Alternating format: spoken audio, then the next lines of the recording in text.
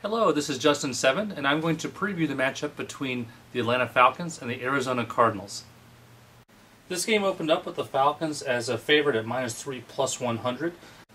The early money has been on Arizona, driving it down to about being a 2.5 point favorite.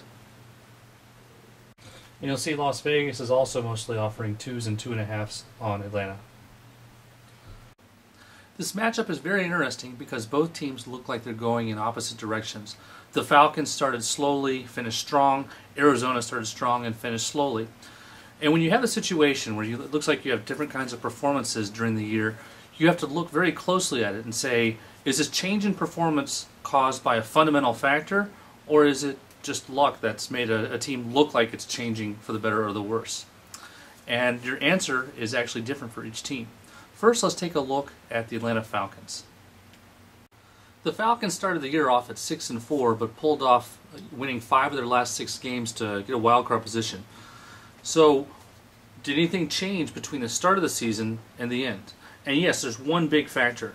They have a rookie quarterback in Mark Ryan, and his quarterback rating went up as the season progressed. If you look at, draw a line through the midpoint of the season, he started off with an average of about 87, and in his last half of the season, he had a quarterback rating of 95. Now, normally if I saw a change in team performance and I couldn't put my finger on one thing, I just assume it's luck. But in this case, you have a rookie quarterback, and rookie quarterbacks during their first year or 2 years, they can often develop, improve a lot, and in this case, Atlanta's offensive performance could be attributed to him. Now let's take a look at Arizona. Arizona has a big flaw. That is their rushing game. They are the worst team in the NFL when it comes to rushing. Now this causes big problems for Kurt Warner. When he's consistently put in bad positions because of the weak running game, 2nd and long, 3rd and long, he's throwing into tougher defenses.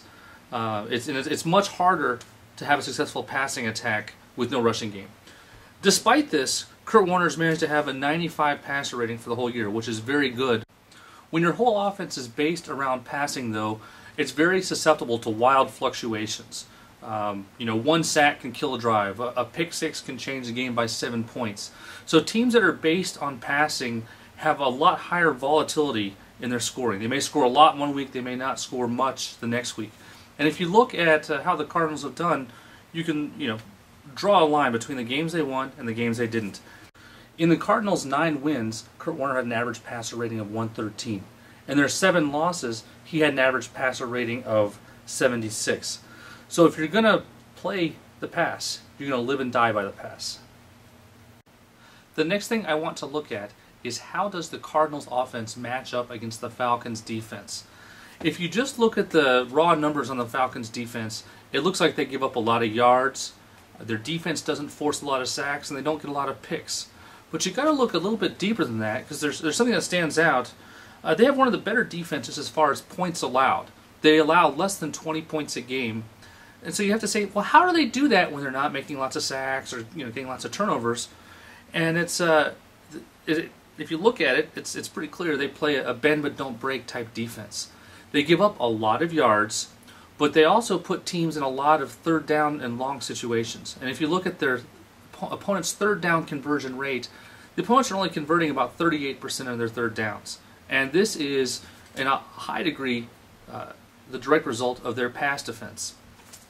Their pass defense is allowing 6.5 yards of pass play, which is, that's pretty good for a defense. So in fact, if you look at how their defense has done against the pass all year, the average pass rating against the Atlanta defense is only an 82. Now this is a lot closer to the teams that have been demolishing the Cardinals than the teams the Cardinals have been beating up on. There's 2 other factors I want to look at. One, Arizona got a 9-7 record, but they got that through perhaps one of the easier schedules in the NFL. They were 6-0 against divisional opponents, and I'm going to call it the Cream Puff division. None of the other teams in their division even won half their games. Now, while Arizona started strong in their first 6 games, they did not beat a single team with a winning record in their last 10 games. In fact, they didn't even beat a team that was 500. But again, I want to say this isn't because Arizona has gotten worse. This is just because of the volatility involved when your game relies on the pass so much. Mark Ryan has also continued to improve as a quarterback, not just in his passer rating, but in allowing fewer sacks. In fact, in his last 8 games, he's only been sacked 5 times. Between his passer rating increasing and allowing fewer sacks, which is not reflected in a passer rating, he's giving a much more consistent performance, which helps not just the offense, but prevents the defense from starting off in a bad position. Now, there's another tool I often like to look at just to see what some of the other bean counters think, and I like to look at the Sagarin ratings on USA Today. So I'm going to just take a look at these two teams. There are 3 ratings on the Sagarin ratings. There's the general rating, the ELO chess rating, and pure points rating. The chess ratings are just based on who wins or loses each game, and it does not reflect the points scored in the game. The pure points looks at the points scored by each team, but doesn't look at who won each game. The rating on the left is what Sagarin uses. It's a hybrid of the chess rating and the pure points rating, so it reflects both the points scored as well as win-loss, and I think that's actually the best of the 3 ratings. Now, if you look at the ratings for Atlanta and Arizona, you'll see Atlanta is rated at a 24.2. Arizona is rated at a 19.8. So by Sagarin power ratings, the Atlanta Falcons are about 4.5 points better than the Cardinals. Now, the problem with these ratings is they're an average rating for the play across the whole season. Now, I don't think that Arizona has substantially changed, but I think the Falcons are about 4 points better than they were at the start of the season. So if they were 2 points worse than the average at the start, they're 2 points better than the average now, you'd have to add about 2 points to their rating to figure out how they should do against the Cardinals this weekend. So I think a fair line in this game is pretty close to about Falcons as a 6-point favorite on a neutral field.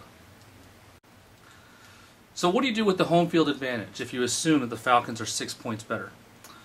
A lot of people use 3 points. Some people argue the home field advantage is higher in the playoffs, but it's very difficult to evaluate the home field advantage. The normal way you evaluate the home field advantage is to say, how do all teams do, how do 2 evenly matched teams do at home versus the road? But in the playoff rounds, you rarely have evenly matched teams.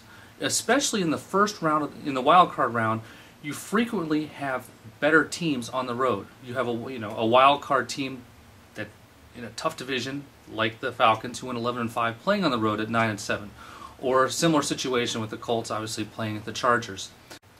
When you frequently have these types of mismatches, I can't just look and say, well, how much has the average home team won by in the first round of the wild card? Because it's not going to be a fair matchup when you frequently have the visitor team being much stronger. So without something better, I'm going to go with about a 3-point home field advantage for Arizona. So the fair line in this game, I'm going to say, is about Atlanta by about 3 points. So if I had the opportunity to play Atlanta -2 or -2.5, I'd lean towards the Falcons, but it wouldn't be a big play. The total of 51, if this were a regular season game, I tend to like the under. But one thing you frequently see in playoff games is if a team is up a couple scores, especially a home team, they tend to run up the score in a playoff game. They won't pull the punches, kneel it out 3 and out when the game should be over. So with that extra fact, I think I'd pass on the total. This preview has been brought to you by sportsbookreview.com. If you have any questions, feel free to send me an email at justin@sportsbookreview.com.